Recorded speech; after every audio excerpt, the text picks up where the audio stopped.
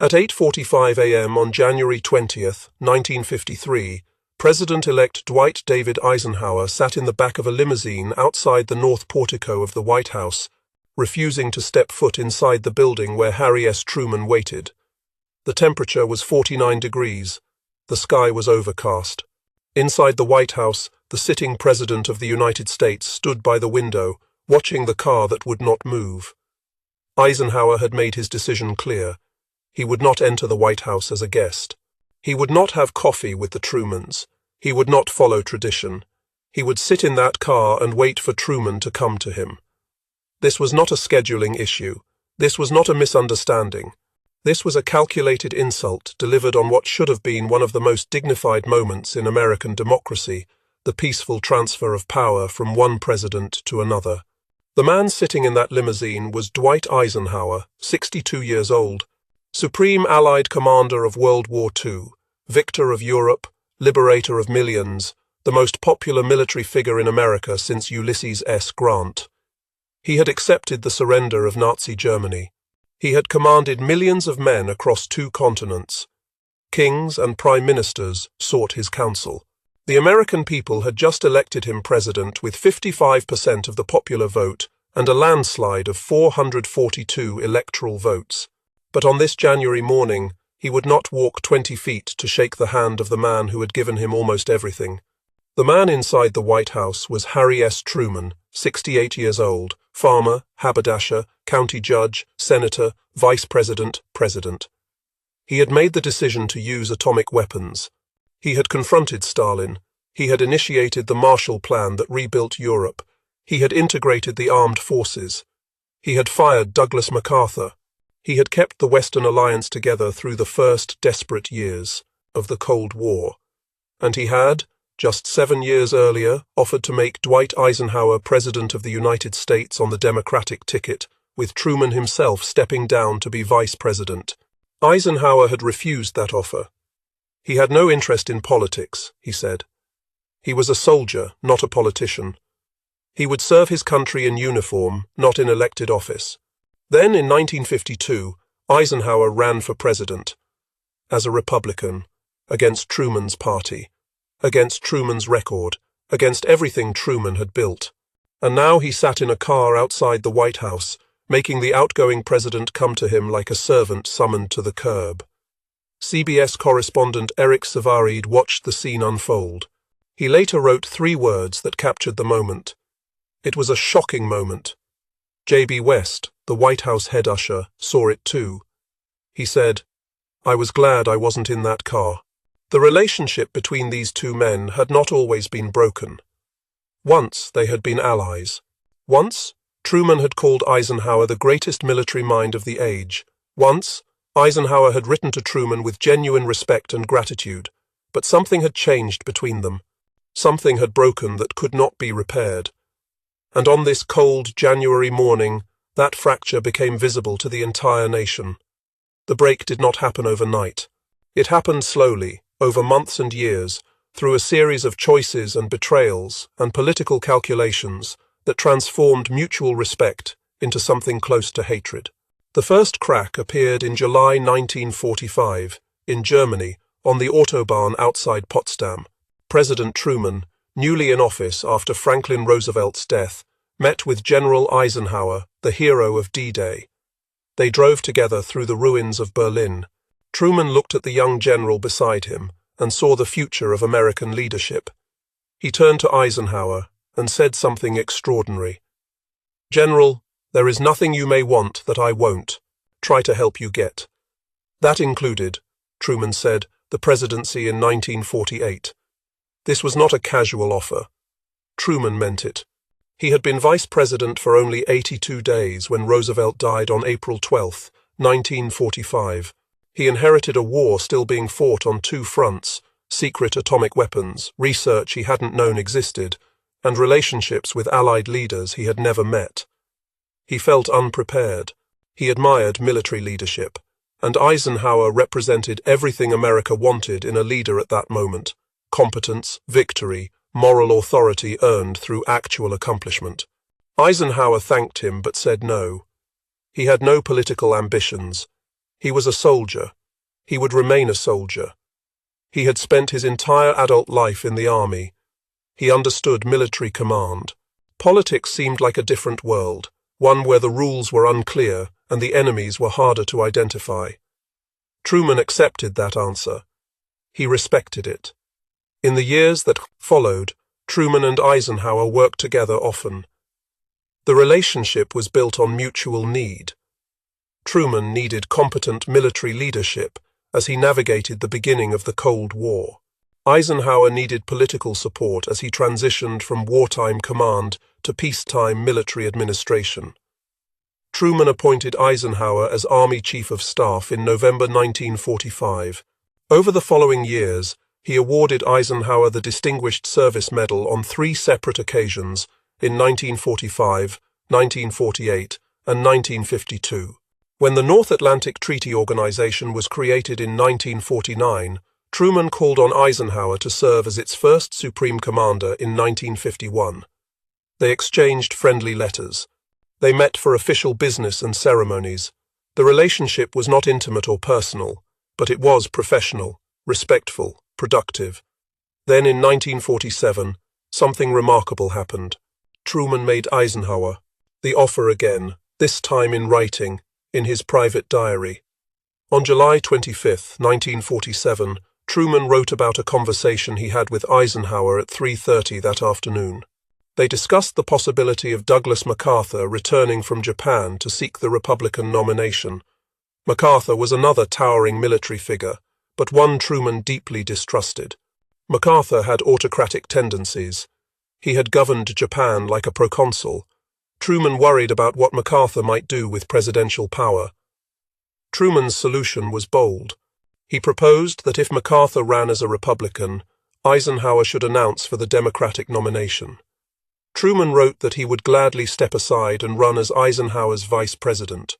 He added, "I like the Senate anyway. Ike and I could be elected, and my family and myself would be happy outside this great white jail known as the White House." He ended the diary entry with a note. "Ike won't quote me, and I won't quote him." This was not a fantasy. This was the sitting president of the United States offering to demote himself to vice president to put Eisenhower in the White House. It revealed how little confidence Truman had in his own political future at that moment. It also revealed how much he valued Eisenhower's leadership and believed in his character. Eisenhower said no again. He still had no interest in politics.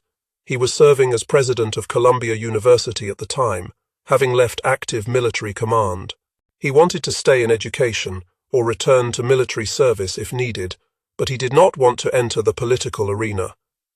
Secretary of the Army Kenneth Royal approached Eisenhower later that year with the same offer. Truman had asked Royal to try one more time. Truman wanted Royal to make it clear this wasn't just a passing thought. This was a genuine offer. Eisenhower could have the Democratic nomination. The party would support him. Truman would campaign for him. They would win. Eisenhower declined again. He told Royal the same thing he had told Truman. He was not interested in becoming president. The office held no appeal for him. He was happy with his life as it was. In February 1948, Truman awarded Eisenhower his 4th Distinguished Service Medal in a ceremony at the White House. The two men stood together for photographs. They smiled. The images show no hint of the animosity that would come later. Eisenhower wore his dress uniform with all his medals and ribbons. Truman looked proud to be standing next to him. The caption in the newspapers described them as close colleagues working together to secure America's future. That same year, Truman faced the worst political crisis of his presidency up to that point. His approval ratings had collapsed. The Democratic Party was splintering. Henry Wallace was running as a progressive, pulling votes from the left. Strom Thurmond was running as a Dixiecrat, pulling votes from the South. Republicans controlled both houses of Congress. Everyone predicted Truman would lose in a landslide to Republican nominee Thomas Dewey. So Truman ran in 1948. Against all predictions, against terrible poll numbers, against a divided Democratic Party, Truman won. It was one of the greatest upsets in American political history. He won without Eisenhower. He won on his own terms. But Eisenhower's refusals had planted something in Truman's mind. A question. If Eisenhower had no interest in politics, why did people keep asking him to run? And if he truly wasn't interested, why did he keep refusing in ways that left the door slightly open? The answer came in 1952. Eisenhower announced he would seek the Republican nomination for president. The announcement shocked many people, but it shocked Truman most of all. For 5 years, Eisenhower had insisted he had no interest in politics. He had refused multiple offers to run as a Democrat. He had turned down the chance to be president without having to campaign for it. And now he was entering politics anyway, but as a Republican, running against the party that had supported him throughout his career. Truman felt personally betrayed.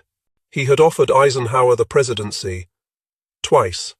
He had been willing to step aside, to make himself vice president, to hand over power to a man he believed in. And Eisenhower had said no, claiming he didn't want it.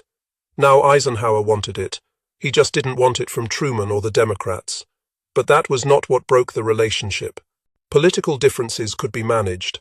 Eisenhower believed in different economic policies, different approaches to government. Those were honest disagreements. Truman could accept that. What Truman could not accept, what broke the relationship beyond repair, was what happened during the campaign. The issue was George Catlett Marshall. Marshall was born in Pennsylvania in 1880. He graduated from the Virginia Military Institute in 1901. He served in the Philippines, in France during World War I, in China between the wars. He was methodical, disciplined, brilliant at organization and logistics. He understood how to build armies, how to coordinate operations across continents, how to select leaders who could execute complex plans under impossible pressure. When World War II began, Marshall was Army Chief of Staff. He held that position from 1939 to 1945. During those 6 years, he transformed the United States Army from a force of fewer than 200,000 men into a military machine of over 8 million. He selected the commanders. He approved the battle plans. He allocated resources. He made the system work. And he made Dwight Eisenhower's career possible. In 1941, Eisenhower was a lieutenant colonel, unknown outside military circles. Marshall saw something in him. He promoted Eisenhower rapidly, jumping him over hundreds of more senior officers. By 1942, Eisenhower was commanding Allied forces in North Africa. By 1943, Marshall recommended Eisenhower to lead Operation Overlord, the D-Day invasion of France. Marshall had wanted that command for himself. It was the most important military operation of the war, possibly of the century. But President Roosevelt asked Marshall to stay in Washington to continue managing the global war effort. Marshall agreed and gave the command to Eisenhower instead. He could have resented Eisenhower for getting the glory while Marshall stayed behind doing staff work. But Marshall never showed any resentment. He supported Eisenhower completely. Winston Churchill called Marshall the organizer of victory. Historians credit Marshall with creating the military force that won World War II. Without Marshall's organizational genius, without his ability to build and manage a global military effort, the war might have ended very differently. After the war, Marshall tried to retire. He was 65 years old. He had served his country for more than 40 years. He wanted to rest, but in 1947, President Truman asked him to serve as Secretary of State. Marshall agreed. From 1947 to 1949, Marshall served as America's chief diplomat during the critical early years of the Cold War. It was Marshall who articulated the principles of the European Recovery Program in a speech at Harvard University on June 5, 1947. The program became known as the Marshall Plan. Between 1948 and 1952, the United States provided over $13 billion in economic assistance to help rebuild Western European economies. The program worked. It rebuilt infrastructure, stabilized currencies, restored trade, and created the economic foundation for decades of prosperity. In 1953, Marshall was awarded the Nobel Peace Prize for this work, the only career military officer ever to receive that honor. After serving as Secretary of State, Marshall retired again. But in 1950, when the Korean War began, Truman called on him one more time. Marshall became Secretary of Defense, serving from September 1950 to September 1951. He worked to rebuild American military strength after post-war demobilization had weakened it. He oversaw the military response to the Korean War. He helped create NATO's command structure. So when Senator Joseph McCarthy attacked Marshall, he wasn't attacking just another government official. He was attacking one of the architects of Allied victory, one of the creators of the post-war order, one of the most respected figures in American public life. And he was attacking Dwight Eisenhower's mentor, patron, and friend. Marshall had promoted Eisenhower over hundreds of more senior officers. Marshall had recommended Eisenhower to lead the D-Day invasion. Marshall had made Eisenhower's career possible. Eisenhower owed Marshall everything. In 1950 and 1951, Senator Joseph McCarthy of Wisconsin began attacking Marshall. McCarthy was riding high on anti-communist hysteria. He had made a career out of accusing people of being communist sympathizers. Most of his accusations were baseless. Many were cruel. Some destroyed innocent lives. But they were politically effective in an America terrified of Soviet expansion. McCarthy accused Marshall of being part of a communist conspiracy. In a speech on the Senate floor in June 1951, McCarthy spent 60,000 words attacking Marshall. He called Marshall's career a conspiracy so immense and an infamy so black as to dwarf any previous venture in the history of man. He accused Marshall of losing China to communism. He accused Marshall of undermining American interests in Europe and Asia. He suggested Marshall was actively working to advance communist goals. These accusations were insane. Marshall had spent his entire adult life serving the United States. He had built the army that defeated Nazi Germany and Imperial Japan. He had created the Marshall Plan that stopped communist expansion in Europe. He had served as Secretary of Defense during the Korean War, fighting against communist aggression. The idea that Marshall was secretly working for the communists was grotesque, absurd, and beneath contempt.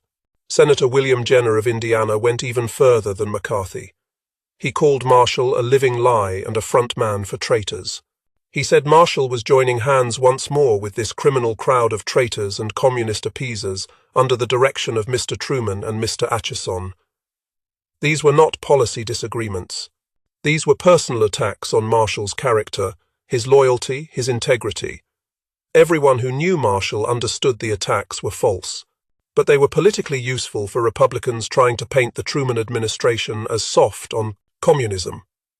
Truman was enraged by the attacks on Marshall. He called Marshall the greatest living American. The attacks on Marshall felt personal to Truman because they were attacks on his judgment, his administration, his presidency, and Truman expected Eisenhower to defend Marshall. Eisenhower owed Marshall his career. If anyone should stand up for Marshall against McCarthy's smears, it should be Eisenhower. In October 1952, during the presidential campaign, Eisenhower was scheduled to give a speech in Milwaukee, Wisconsin, McCarthy's home state. McCarthy would be on the stage with him. McCarthy had already endorsed Eisenhower. Republican leaders in Wisconsin wanted a show of unity. They wanted Eisenhower and McCarthy standing together, presenting a united front against the Democrats. Eisenhower's staff prepared a speech that included a paragraph defending Marshall. The paragraph was short but clear. I know that charges of disloyalty have been leveled against General Marshall. I have been privileged for 35 years to know General Marshall personally. I know him, as a man and as a soldier, to be dedicated with singular selflessness and the profoundest patriotism to the service of America. And this episode is a sobering lesson in the way freedom must not defend itself. The paragraph was in the prepared text. It was released to reporters in advance. The press knew what was coming. Political observers anticipated a dramatic moment. Eisenhower, the war hero, standing in McCarthy's home state, defending his mentor against McCarthy's attacks.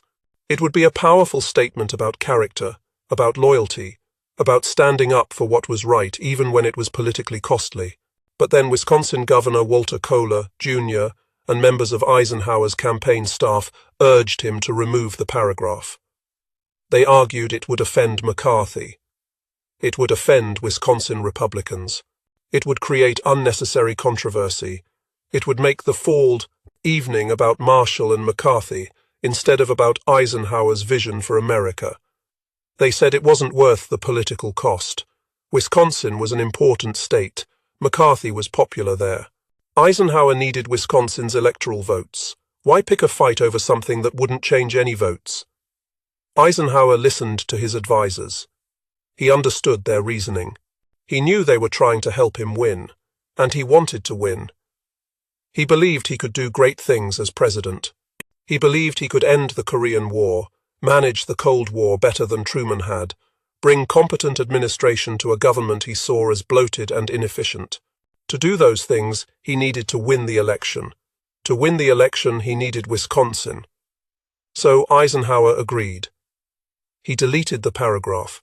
He made the calculation that winning was more important than defending Marshall. He told himself that he could defend Marshall later, after the election, when the political pressure wasn't so intense. He convinced himself that this one compromise wouldn't matter in the long run. On October 3, 1952, Dwight Eisenhower stood on a stage in the Milwaukee Arena in front of 10,000 people, with Senator Joseph McCarthy standing beside him. The arena was packed. The crowd was enthusiastic. They cheered when Eisenhower appeared. They cheered louder when McCarthy joined him on stage. Eisenhower gave his speech. He praised McCarthy's anti-communist efforts. He talked about the need to root out subversion in government. He endorsed McCarthy's crusade. He said nothing about George Marshall, not one word. He didn't defend him. He didn't mention him. He acted as if Marshall didn't exist. After the speech, McCarthy approached Eisenhower. The photographers were ready. McCarthy reached out his hand. Eisenhower saw it coming. He tried to step back, tried to avoid the handshake, but there were people behind him, blocking his path. McCarthy was too quick. He grabbed Eisenhower's hand and held it high in the air, like a referee raising the hand of a victorious boxer. The cameras flashed. The photograph went out across the country. Dwight Eisenhower, hero of D-Day, shaking hands with the man who had called his mentor a traitor. The news coverage was brutal. The paragraph defending Marshall had been in the advance text, so reporters knew Eisenhower had planned to defend Marshall and then chose not to. This wasn't an oversight. This wasn't a scheduling conflict. This was a deliberate choice. Eisenhower had weighed defending his mentor against winning Wisconsin, and Wisconsin had won. The New York Times ran a front-page story. The Washington Post published an editorial. Columnists across the political spectrum condemned the decision. Even some Republicans were disgusted. One Republican newspaper editor wrote that Eisenhower had sold his soul for a mess of pottage. Truman's reaction was immediate and blunt. He told reporters, "I had never thought the Porter's man who is now the Republican candidate would stoop so low." He elaborated in later speeches. He called it one of the most shocking things in the history of this country. He said, "The trouble with Eisenhower, he's just a coward, and he ought to be ashamed for what he did." Truman didn't stop there. He made defending Marshall a central theme of his campaign appearances. He reminded audiences that Marshall had been Eisenhower's boss, his mentor, the man who had made Eisenhower's career possible. He asked how anyone could trust Eisenhower to stand up to the Soviets if he couldn't even stand up to Joe McCarthy. He questioned Eisenhower's character, his judgment, his fitness for the presidency. Eisenhower knew what Truman was saying. He read the newspapers, he heard the criticism, and instead of accepting it as the price of his political choice, he became angry. He felt Truman's attacks were unfair, partisan, personal. He believed Truman was using Marshall as a political weapon. He convinced himself that Truman didn't actually care about Marshall, that this was just campaign rhetoric designed to damage Eisenhower's reputation. But Truman did care about Marshall. Marshall had been Truman's Secretary of State and Secretary of Defense. Marshall had been one of Truman's most trusted advisers. Truman called Marshall the greatest living American. For Truman, loyalty mattered, character mattered. Standing up for the people who had stood up for you mattered, and Eisenhower had failed that test in the most public way possible. There was more. 2 weeks before the Milwaukee speech, Eisenhower had campaigned in Indianapolis with Senator William Jenner. Jenner was the man who had called Marshall a front man for traitors, and accused him of joining hands with a criminal crowd of traitors and communist appeasers. Jenner represented everything ugly about the anti-communist hysteria of the early 1950s, the willingness to destroy reputations, to make baseless accusations, to use fear as a political weapon. Eisenhower knew what Jenner had said about Marshall. Everyone knew. It was public record. But Eisenhower needed Indiana. Jenner was powerful in the state Republican Party. Eisenhower's advisers told him he had to appear with Jenner, had to accept his endorsement, had to stand on the same platform and smile for the cameras. So Eisenhower did it. He appeared on stage with Jenner. He let Jenner embrace him. He smiled. The photographers captured the image.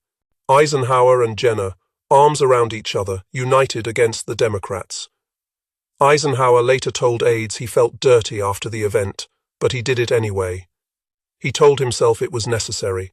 He told himself he could wash off the stain after the election. He told himself that winning justified these compromises. But for Truman, this was worse than Milwaukee. At least in Milwaukee, Eisenhower had originally planned to defend Marshall and then backed down under pressure. In Indianapolis, Eisenhower never even tried. He just accepted Jenner's support, accepted his endorsement, stood beside him as if nothing was wrong. To Truman, this pattern revealed something fundamental about Eisenhower's character. Eisenhower was willing to stand with men who slandered George Marshall, the man who had made Eisenhower's career possible because it was politically convenient. Eisenhower would sacrifice principle for votes. He would abandon loyalty for electoral advantage. He would compromise his own stated values if it helped him win. And if Eisenhower would do that to George Marshall, what would he do as president? If he couldn't stand up to McCarthy and Jenner during a campaign, how could he stand up to the Soviets in the White House? If political pressure could make him abandon his mentor, what else would political pressure make him abandon? These were the questions Truman asked in his campaign speeches. These were the doubts he tried to plant in voters' minds. He made the place haute and campaign personal, because, for him, it was personal. This wasn't just about policy differences. This was about character. This was about whether Dwight Eisenhower was the man Truman had once believed him to be. The campaign got worse from there. Eisenhower pledged to go to Korea if elected, implying he could end the war that Truman had been unable to finish. Truman called this demagoguery, a cheap campaign trick. Republican campaign surrogates attacked Truman's administration as soft on communism, corrupt, and incompetent. Truman responded by calling Eisenhower a stooge for Wall Street and a puppet of Republican reactionaries. By election day, the personal animosity between the two men was impossible to hide. Eisenhower won in a landslide. He took 55% of the popular vote. He won 442 electoral votes to Adlai Stevenson's 89. He even broke the Democratic hold on parts of the South, winning Virginia, Florida, Tennessee, and Texas. After the election, Eisenhower and Truman met once, on November 18, 1952, for a transition briefing at the White House. Both men approached the meeting with dread. They had spent the previous 3 months attacking each other. They had said things that could not be unsaid. They had developed a mutual contempt that made ordinary conversation difficult. The meeting was held in the Oval Office. Truman sat behind the resolute desk. Eisenhower sat across from him. The atmosphere was stiff, formal, embarrassing, and unrewarding, according to biographer Stephen Ambrose. Neither man wanted to be there. Both felt obligated by duty and tradition. Truman tried to brief Eisenhower on how the White House actually worked. He explained the staff structure. He described how information flowed to the president. He outlined the daily schedule, the decision-making process, the way cabinet meetings were conducted. He tried to share practical wisdom earned through nearly 8 years in the trod-and-placed office. Eisenhower listened with visible impatience. He had been a 5-star general. He had commanded millions of men. He had coordinated operations across multiple continents. He didn't need Harry Truman, a former haberdasher from Missouri, to tell him how to run an organization. Truman moved on to foreign policy. He talked about Soviet intentions, about the situation in Korea, about relationships with European allies. He tried to explain the delicate balance of containment strategy, the importance of economic aid to strengthen allies, the need for military strength combined with diplomatic flexibility. Again, Eisenhower seemed uninterested. He had been Supreme Commander of NATO. He knew European leaders personally. He understood military strategy better than Truman ever would. He didn't need a lecture on foreign policy from a man whose administration had been unable to win the Korean War. Finally, Truman discussed the budget process. He explained how the executive budget was prepared, how it had to be submitted to Congress, how the appropriations process worked. This was technical, procedural information that would be essential for managing the government. Eisenhower later wrote that the meeting added little to my knowledge, nor did it affect my planning for the new administration. He felt Truman had wasted his time with obvious information and partisan spin. He thought Truman was trying to defend his own record rather than actually help with the transition. Truman felt the meeting was a waste of time for different reasons. Eisenhower, he thought, wasn't listening. Everything Truman said went in one ear and out the other. Eisenhower sat there with the confidence of a man who believed he already knew everything important. He didn't ask substantive questions. He didn't take notes. He just waited for the meeting to end so he could leave and do things his own way. After Eisenhower left, Truman told his staff that Eisenhower would struggle with the right seat, presidency. "He'll sit right here," Truman said, pointing to the desk, "and he'll say, 'Do this, do that,' and nothing will happen. Poor Ike. It won't be a bit like the army. He'll find it very frustrating." Truman was predicting that Eisenhower would fail to understand the difference between military command and presidential leadership. In the military, orders were orders. You gave a command, and it was executed. In government, everything was negotiation. You had to persuade Congress, convince the public, build coalitions, compromise with rivals. Truman thought Eisenhower lacked the political skills to succeed. Between the election and the inauguration, Eisenhower made decisions that seemed designed to irritate Truman. He decided to wear a Homburg hat to the inauguration instead of the traditional silk top hat. He didn't consult Truman about this. He just did it. It was a small thing, but it felt like a deliberate break from tradition, a way of saying he would do things his own way. By Inauguration Day, the tension between the two men was visible to everyone who saw them. Clark Clifford, a White House advisor, said the hatred between the two men that day was like a monsoon. Eisenhower told associates he wasn't sure if he could stand sitting next to that guy for the ride to the Capitol. He made it clear he resented having to share a car with Truman, resented having to pretend they were friendly, resented the entire ceremony of transition. And so Eisenhower made his decision. He would not enter the White House. He would not have coffee with Harry and Bess Truman. He would not follow the tradition of the president-elect coming inside to escort the outgoing president to the car. He would stay in the limousine and make Truman come to him. Mamie Eisenhower sat beside her husband in the car. She knew what he was doing. She said nothing. She waited. Inside the White House, Truman knew what was happening. He saw the car sitting outside. He knew Eisenhower wasn't coming. Put in. For a moment, it seemed like Truman might refuse to go outside. It seemed like the inauguration might not happen because two stubborn men couldn't agree on who would walk through a door first. But Truman was still the president. He had a responsibility to the country and to the office. He swallowed his anger and walked outside. The photographers captured the moment. Truman emerged from the north portico. He walked to the car. Eisenhower did not get out. Truman opened the door and climbed into the back seat. The two men sat beside each other. They did not look at each other. They did not speak. The car began the drive to the Capitol. The silence in the car was heavy. Both men stared straight ahead. Mamie Eisenhower tried to make small talk. She commented on the weather. She mentioned the crowds lining the streets. Bess Truman, who was not in the car because she had gone ahead earlier, was spared the discomfort. At some point during the drive, Eisenhower broke the silence. He asked Truman a question. Who had ordered his son John back from Korea for the inauguration? John Eisenhower was 29 years old, a major in the United States Army, serving with combat units in Korea. The war was still being fought. American soldiers were dying. John was doing his duty, serving in a dangerous place, leading men under fire. Eisenhower was proud of his son's service, but also worried about his safety. Someone had issued orders pulling John out of Korea and sending him back to Washington for the inauguration. Eisenhower wanted to know who had that authority, who had made that decision without consulting him. Truman looked at Eisenhower and said, "I did."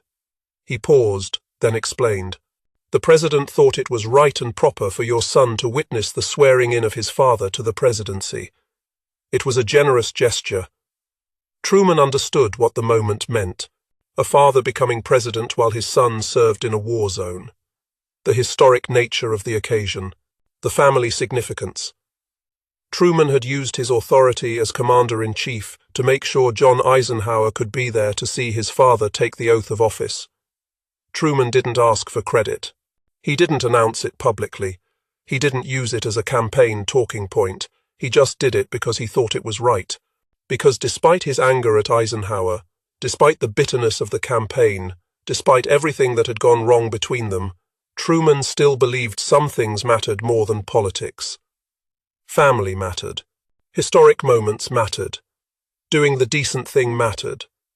Eisenhower said nothing in response. No thank you. No acknowledgement of the gesture.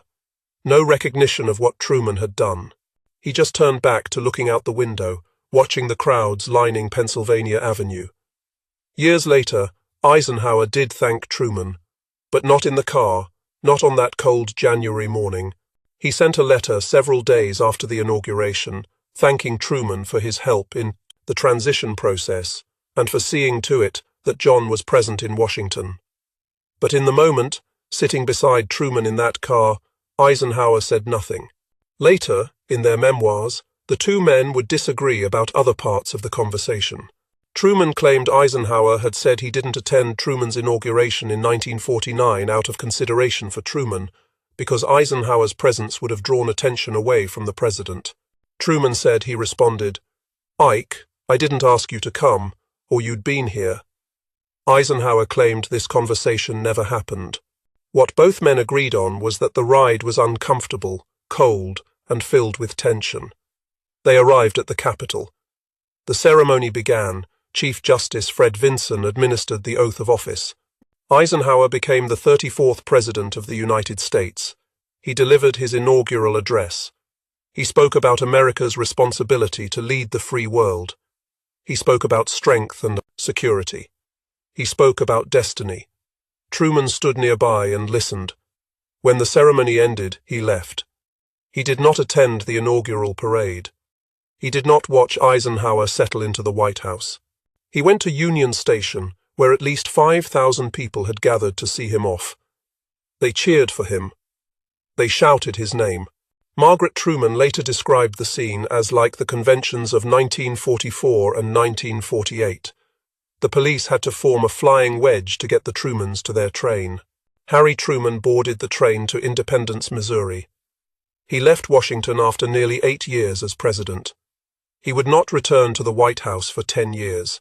Eisenhower moved into the White House and began his presidency. He did not invite Truman back. Not for state dinners, not for ceremonies, not for anything. For 8 years, from 1953 to 1961, Truman never set foot in the White House. Eisenhower sent 3 invitations during that time. The first was in 1953, shortly after the inauguration, for a routine event. Truman declined. The second was in 1959, for a dinner honoring Winston Churchill. Truman declined again, saying the invitation came too late, as intended. The third invitation was also declined. Truman felt the invitations were insincere, pro forma gestures designed to create the appearance of reconciliation without any real intent. Eisenhower felt Truman was being petty and unreasonable. The two men lived in a state of frozen hostility. They did not speak. They did not correspond. Truman later said he could hardly mention Eisenhower's name without using profanity. Then in October 1959, something happened that forced them to be in the same room. George Marshall died. Marshall passed away at Walter Reed Hospital on October 16, 1959, after a long period of declining health. He was 78 years old. His funeral was held on October 20th at the Fort Myer Chapel in Virginia. President Eisenhower attended. Former President Truman attended. They sat in the same pew, side by side, for the first time since Inauguration Day 1953. It had been 6 years and 9 months since they had been in the same room. Neither man spoke to the other during the service. They sat in silence, mourning the man who had meant so much to both of them. Marshall, the organizer of victory, the architect of peace, the man whose career had made both of their careers possible. After the service, they went their separate ways. No handshake, no words. Just the shared presence at a funeral for a mutual friend. Over the next 4 years, Truman and Eisenhower saw each other occasionally at other funerals. Fred Vinson, the Chief Justice who had administered Eisenhower's oath of office, died. They attended his funeral. Speaker of the House Sam Rayburn died. They attended that funeral. Eleanor Roosevelt died. They were both there.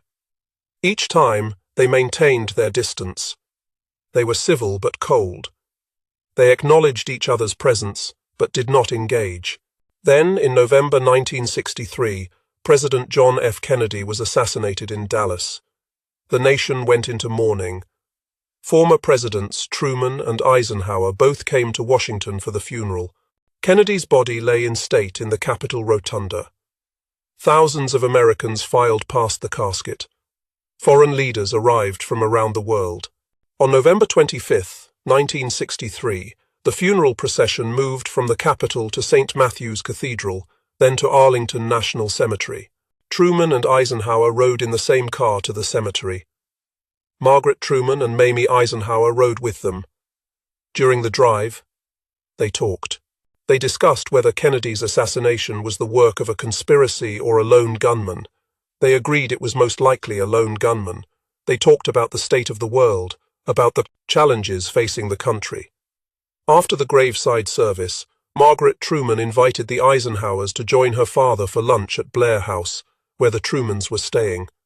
The Eisenhowers accepted. Sandwiches were served. Coffee was poured. For an hour, Harry Truman and Dwight Eisenhower sat together and talked. They reminisced about old battles, political and otherwise. They talked like two old men who had once known each other well and were remembering what that had felt like. Admiral Ronald Dennison, a White House aide who was present, later recalled, "I thought it would never end, but it was really heartwarming. You'd think there had never been any differences between them. It was really wonderful." When it was time for Eisenhower to leave, Truman and Margaret walked the Eisenhowers to their car. The two former presidents stood on the sidewalk and talked for a few more minutes. Then they shook hands. It was a long, lingering, silent handshake. Margaret kissed Eisenhower on the cheek. Mamie kissed Truman. 10 years after that cold January morning in 1953, they had finally found their way back to something resembling friendship. They met one more time. In Kansas City in 1966, at a United Nations luncheon. Eisenhower's brother Milton sat with them. He observed that all the old animosities were forgotten and that they had quite a good time together. Dwight David Eisenhower died on March 28, 1969, at the age of 78. He had served 2 full terms as president. He had overseen the construction of the interstate highway system. He had ended the Korean War. He had managed the early years of the Cold War. He had appointed Earl Warren as Chief Justice of the Supreme Court. His presidency had lasting effects on American infrastructure, foreign policy, and domestic politics. Harry S. Truman died on December 26, 1972, at the age of 88. He had returned to Independence, Missouri, in 1953, and lived there for nearly 20 years. He built his presidential library. He wrote his memoirs. He took daily walks around town. He remained politically active, supporting Democratic candidates and speaking out on issues he cared about. The story of what happened on January 20th, 1953, became part of American political law. The image of Eisenhower refusing to enter the White House, of Truman walking out to the car, of two great men unable to set aside their anger for even a few hours, became a symbol of how personal grievances can poison public duty. The refusal to enter the White House was not about hats, or protocol, or scheduling. It was about betrayal. Eisenhower felt betrayed by Truman's campaign attacks, by the accusations of moral cowardice, by the partisan criticism that questioned his character. Truman felt betrayed by Eisenhower's refusal to defend George Marshall, by his willingness to stand with McCarthy and Jenner, by his abandonment of the principles Truman believed they shared. Both men had legitimate grievances. Both men also let those grievances override their responsibility to the moment. The inauguration of a president is not about the two men in the car. It is about the continuity of democratic government, about the peaceful transfer of power, about showing the country and the world that America's institutions are stronger than any individual's pride. Eisenhower forgot that when he refused to walk through the door. Truman remembered it when he walked out anyway. The handshake at Blair House in 1963, 10 years later, suggests that both men eventually understood what they had lost. The friendship they might have had, the collaboration they might have achieved, the mutual respect they had once shared, but understanding comes too late to change what happened. On that cold January morning in 1953, Dwight Eisenhower sat in a car and refused to enter Harry Truman's White House. The moment passed. The insult landed. The damage was done. And for 10 years, two of the most important Americans of the 20th century stayed apart, divided by pride, anger, and the memory of a threshold neither man would cross. If you found this story compelling, please take a moment to like this video. It helps us share more untold stories from American history. Subscribe to stay connected with these historical accounts that shaped our nation. Each one matters. Each one reveals something about leadership, character, and the cost of personal conflict in public life. Leave a comment below telling us where you're watching from. Our community spans the entire country and beyond. Thank you for watching, and thank you for keeping these stories alive.